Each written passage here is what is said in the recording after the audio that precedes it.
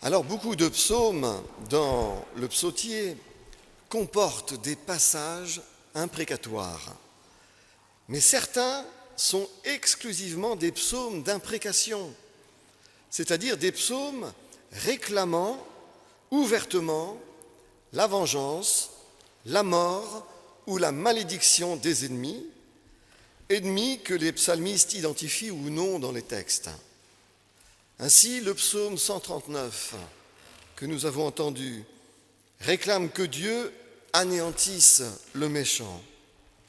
Le psaume 58 lui demande de briser les dents des ennemis dans leur bouche et déclare au verset 11-12 que le juste sera dans la joie lorsqu'il verra la vengeance, lorsqu'il lavera ses pieds dans le sang des méchants.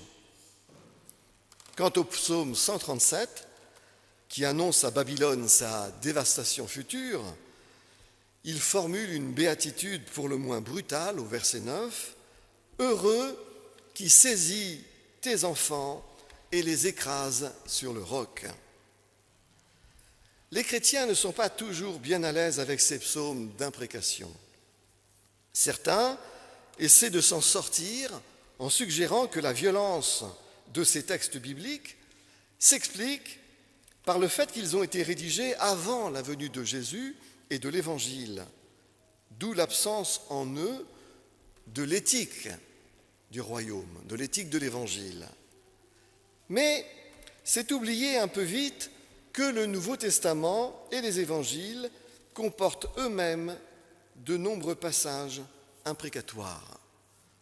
Jésus prononce par exemple une série de 8 malédictions contre les pharisiens en Matthieu 23, parmi lesquelles on trouve « Malheur à vous, scribes et pharisiens hypocrites, parce que vous ressemblez à des sépulcres blanchis qui paraissent beaux du dehors, mais qui au-dedans sont pleins d'ossements de mort et de toute espèce d'impureté. » En Luc 10 ou en Matthieu 11, c'est aux villes de Chorazine et de Bethsaïda qu'il annonce la malédiction, le malheur.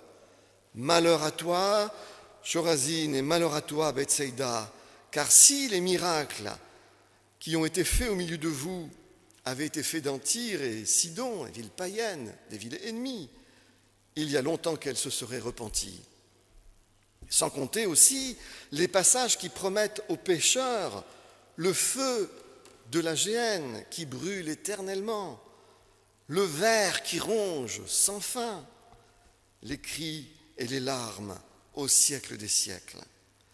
Ces menaces qui constituent également des paroles d'imprécation d'une rare violence. Comment interpréter la présence de ces textes dans la Bible, y compris dans les évangiles? Comment comprendre ces psaumes d'imprécation qui sont des prières? Comment les comprendre au regard de l'Évangile, la bonne nouvelle de l'Évangile, du Jésus historique, qui nous appelle à la bienveillance même envers les ennemis et bien sûr à renoncer à la vengeance? Que nous disent les psaumes d'imprécation au sujet de la prière elle-même, puisque ce sont des prières? Eh bien, c'est ce que je vous propose de méditer ce matin. Une fois n'est pas coutume, ce n'est pas le contexte de l'Antiquité qui éclaire le mieux ces psaumes d'imprécation, mais c'est celui de toutes les guerres, des génocides, des persécutions, ainsi bien sûr que la psychologie humaine. Avant de juger la violence ou la morale des psalmistes imprécateurs, il faut se rendre compte que nous avons affaire dans ces textes à des gens qui ont été victimes eux-mêmes de la violence et de la barbarie humaine. Chaque psaume d'imprécation constitue en effet avant tout un double cri, un cri de souffrance et un cri de révolte. Un cri de souffrance de la part de douloureux, maltraités, persécutés, humiliés, anéantis par l'assassinat, le viol la maltraitance de leurs proches, des douloureux blessés, brisés, meurtris par la barbarie qui se répand comme une traînée de poudre au sein de toutes les guerres, celle d'hier et hélas celle d'aujourd'hui.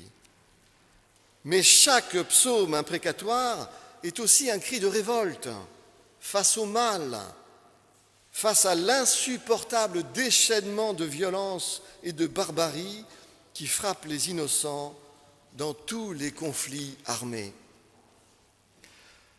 Le psalmiste, qui espère voir les enfants de Babylone écrasés sur les rochers, au psaume 137, raconte, au travers de son imprécation, ce qu'ont subi les enfants des Judéens de la part de l'armée babylonienne lors du sac de Jérusalem en 587.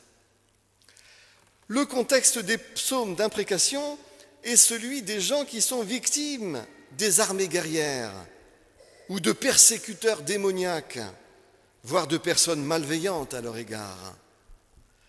Leurs imprécations sont à la mesure de ce qu'elles ont subi en souffrance et en injustice, et leurs imprécations témoignent de ce qu'ont subi les auteurs ou le peuple des auteurs.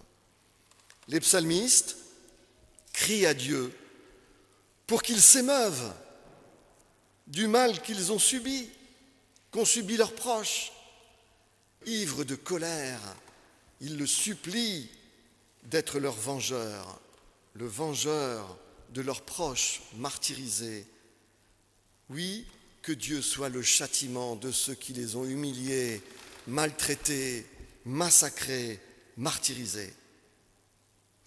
Voyez-vous, mes amis, mes frères et sœurs, ce n'est que lorsque nous comprenons la mesure, que nous prenons la mesure de ce contexte de révolte et de souffrance que nous pouvons aller un peu plus loin dans la compréhension de ces psaumes d'une violence inouïe, une violence déchaînée par la souffrance subie, une violence qui ne se traite pas évidemment sur le mode de la bondieuserie moralisante. Qui oserait d'ailleurs dire aux survivants d'un massacre que ce n'est pas bien d'en vouloir à ses ennemis? La question du pardon se révèle au reste toujours déplacée dans un contexte de barbarie et de génocide. Et j'ai montré dans mon credo revisité que nul ne peut pardonner à la place des victimes qui ne sont plus là pour le faire. On ne peut décider que pour sa part de souffrance. On ne peut pas pardonner à la place des victimes qui ne sont plus là. Le pardon ou la guérison de l'esprit ne se décrète pas comme une obligation devant s'appliquer sans que le mal commis n'ait été jugé, nommé, montré comme inacceptable, ni sans que les infracteurs reconnaissent le mal commis. Or, en attendant que la justice passe, qu'elle soit établie ou rétablie, si elle l'est jamais d'ailleurs, les victimes d'atrocités doivent vivre avec des sentiments et des pensées de haine. Il serait immature, totalement immature, moralement, de juger ces sentiments et ces pensées de haine. L'humanité et la sagesse recommandent plutôt de prendre en compte le terrain psychologique de ceux qui s'expriment avec tant de haine, de valoriser l'expression des sentiments de haine afin de les circonscrire par la parole, plutôt que de laisser anéantir la part d'humanité dans les âmes. Nous savons aujourd'hui par la psychologie et par l'expérience que ce que nous n'exprimons pas, ce que nous refoulons, détermine nos comportements de façon souterraine, nourrit en nous du ressentiment, de la violence, entraîne des états traumatiques, dépressifs, dysfonctionnels.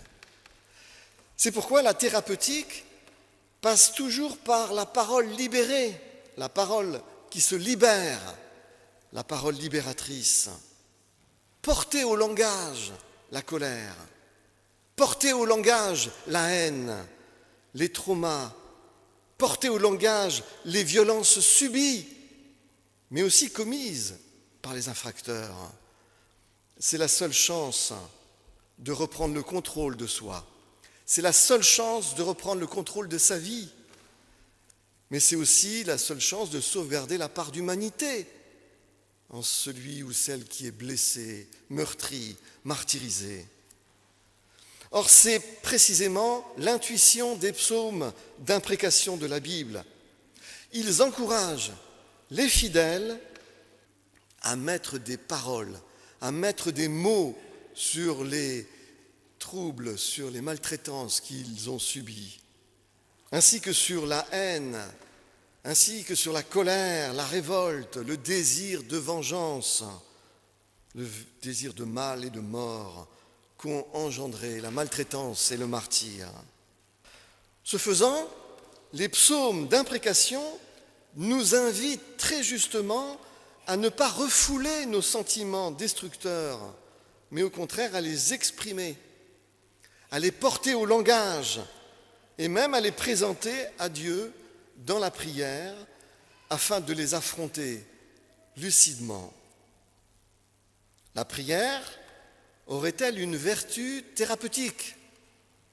Mais bien sûr, mes frères et mes sœurs, que la prière a une vertu thérapeutique, tout simplement parce qu'elle possède en propre une dimension de relecture et d'anamnèse. Prier, vous le savez bien, ce n'est pas énumérer une succession de demandes. Prier n'est pas un catalogue de litanies en tout genre, mais prier, c'est parler à Dieu. Et c'est parler à Dieu de ce qui nous préoccupe ultimement et intimement. L'Éternel est plus proche à nous-mêmes que nous le sommes nous-mêmes. C'est ce que nous dit le psaume 139 et toute la Bible avec lui. Dieu n'attend pas que nous soyons des dévots moralisateurs qui s'autocensurent à tout bout de champ. Mais Dieu attend de nous que nous soyons des proches de lui, des êtres sincères avec lui, qui expriment ce qu'ils pensent, ce qu'ils ressentent, ce qui les trouble, ce qui les scandalise. Les prières sont bien souvent le déguisement de nos désirs. C'est Paul Ricoeur, le philosophe, qui écrivait cela. Les prières sont bien souvent le déguisement de nos désirs. Et c'est d'autant plus vrai si on ne se connaît pas profondément, si on imagine Dieu aussi comme un moraliste ou un censeur. Lorsqu'on se connaît soi-même, lorsqu'on est conscient d'être muet par le désir, parce que nous sommes des êtres de désir, on se rend évidemment compte que nos prières expriment plus que tout nos désirs, le meilleur de nos désirs ou le pire de nos désirs. Or, c'est précisément en examinant les désirs qui s'expriment dans nos prières que nous parvenons à clarifier nos idées, mais aussi à canaliser nos sentiments les plus douloureux ou nos sentiments les plus destructeurs. Il est de fait impossible d'évangéliser nos sentiments si nous les refoulons. Et mes amis, c'est ce chemin de spiritualité auquel nous initient les psaumes d'imprécation dans la Bible. Un chemin de sincérité, un chemin d'honnêteté spirituelle devant Dieu concernant nos sentiments ambigus, voire nos sentiments les plus sombres. En conclusion de cette petite réflexion, les psaumes d'imprécation laissent entrevoir la détresse et les ravages intérieurs que la barbarie humaine engendre dans les âmes. Le mal subi entraîne la vengeance et des projets de malheur. La barbarie engendre de la barbarie, le mal suscite du mal, la douleur enfante d'autres douleurs. C'est un cycle infernal. L'Évangile ne recommande pas un pardon à l'eau de rose, ou formelle, qui serait le contraire de la justice et du droit des victimes rétabli.